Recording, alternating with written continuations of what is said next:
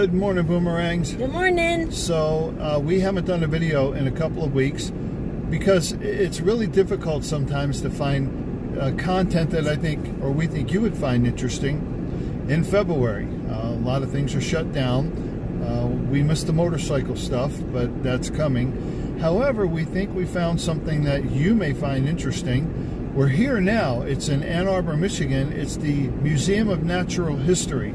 Belongs to the University of Michigan. So we thought we would come down, and the good thing is it's free.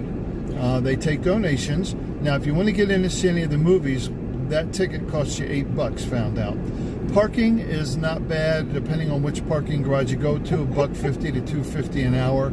You're here a couple of hours, so it's not bad, especially considering that you get in for free. So we are going to go into the Museum of Natural History, and let's bring you along and see if we can find some interesting things. Let's go. We are here, and right inside the main entrance, fossils of mastodons. And just inside this glass here, there are actually paleontologists that are working on fossils, but the sign said no photographs. I'm not going to do that, but we were able to talk to him. So we'll move on and see what else we can find inside here. But yeah, look at these mastodons, and then right over here, see this tusk? I have one of Princess standing next to it so you can get an idea of the size. That's probably 7 feet long, I would think.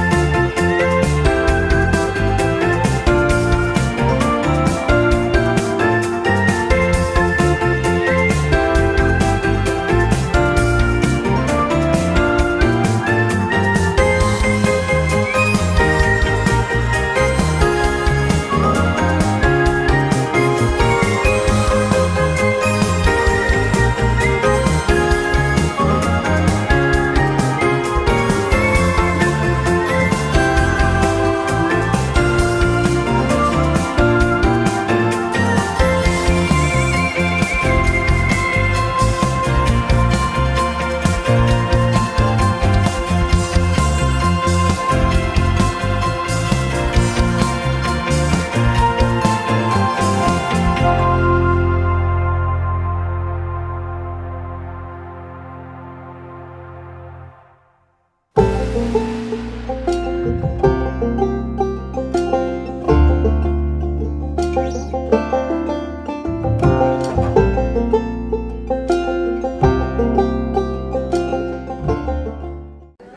we're here with Ryan. She is a student in geology, and she has an absolutely fascinating display of rocks here, and she's agreed to share it with us. So Ryan, it's all yours. All right, cool. I will leave out the matching part over here. I'll explain the rocks a little bit.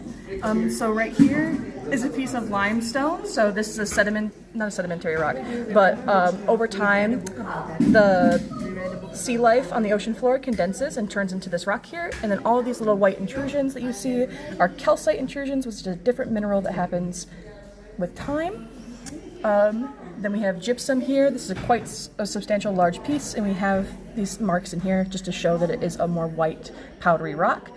This is an evaporite rock, and so it has water in it that has settled with the rock and the sediment over time. And so we use it in drywall, which is an example that we have here, just because that water, when a house fire happens, can save us a little bit of time. This is one of my favorites. This is halite, or more commonly known as rock salt. This is found around the Detroit area in southern Michigan in these large quantities like this, and so it's very heavy mining in that area. This is kind of what you put on the road during the winter time. If you want to purify it a little bit, you do get table salt for your dinner. Right here we have a piece of raw copper. So this happens in prehistoric volcanic ocean areas, which is why it's so popular in the northern region of Michigan and the Upper Peninsula. And I did lift that, and it has a good bit of weight to it for its quite size. Heavy. That's just what happens when you have a metallic rock. Metals tend to be just a heavier substance. Same thing with this one right here. It's a little bit heavier, not as heavy as the copper. This is a banded iron formation. And as you can see, there's more orange pieces on top and bottom and this kind of grayer region in the middle. That indicates oxygen in different geologic times. And so in this time period here, you can see that there's a lot of oxygen versus here where there wasn't as much getting into the rock, causing rust. And there's some really great examples in the museum of other, what we call BIFs as geologists, and that's a banded iron formation. It's just a little bit different than this. They're pretty similar though. Great examples. I do recommend checking them out. Then right here, we've got, this is a raw Petoskey stone. So if you look really hard up in this region, you can kind of see the shapes of like the coral, the fossilized coral. And this is what it would look like if it were polished. Just a nice side by side here. You find these up in the Petoskey region. Michigan, really, they're a very common stone to find. That's why they're our state rock. Very cool, gives you a little bit of the fossil history of the state of Michigan, because we don't have a lot of fossil history because glaciers took out a lot of our rock. And so these from the prehistoric oceans, coral on the ocean floor, really great example of life a long, long time ago here. And then I'll show you guys this real quick. So this is two examples of Leland blue. These are the result of purifying different metals. So this blue color that you see is because this is not a naturally forming rock. This is from man-made processes. You find them around Leland, Michigan, like it says in the name. And then if you were to feel it, they are quite kind of plasticky almost. They do have this unnatural color, and that's what makes it a really cool, because they don't look like every other rock that you find in the state of Michigan. So people really love slag glass because it comes in a lot of really cool colors. Interesting. This last thing right here is our state gem. It's very small, so it can be kind of hard to see. I would put it under the magnifying glass, but sometimes cameras don't like to pick it up right when you try to do the zoom. I'm doing it. Yeah. So Isle Royal Greenstone is our state gemstone. Some people call it a turtle stone because it has that fractured pattern in it like a turtle would have on its shell. This actually comes from the salt, so that is another volcanic rock that you find, and it's very common to find in the UP. This rock is incredibly hard to find, making it a rock hunter's dream find in the UP, I'd say, because they don't get bigger than that, really. They actually are more common to find much smaller than that, so a really great find if you're ever in the Keweenaw Peninsula, or if you're ever backpacking in Isle Royal and you find one of those. It's an awesome find. I think that's all that I have from the rock card. That's incredible, Ryan. Thank you so much. Yeah, thank you. I know our viewers are going to love it. All right. Well, thank you so much. All right. Thank you.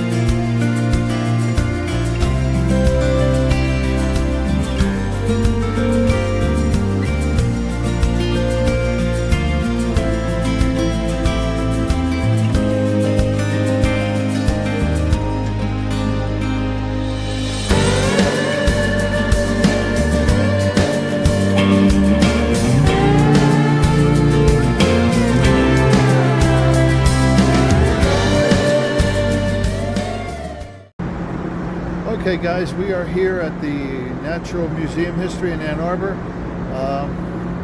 and we actually have already been inside, but I just wanted to tell you guys, bring your walking shoes. Yeah. For sure. Let me swing around and show you something. That's the parking garage where you have to park. You have to walk all the way up to the street, turn right, and walk a couple more blocks. Then there's a set of stairs. I don't know, a long set of stairs to get you up to the front entrance. Actually, I took some photos of the stairs that I'll post. It's a lot of walking, a lot of stair climbing. Now, they do have elevators, so don't let that scare you, but yeah, bring your walking shoes. Hey gang, we decided to finish up today here at Beale Street. There's a band here tonight. What's it called? I forget. Well, there's a band here tonight, so we'll show you a little of the band. See you in a minute. Bye, guys.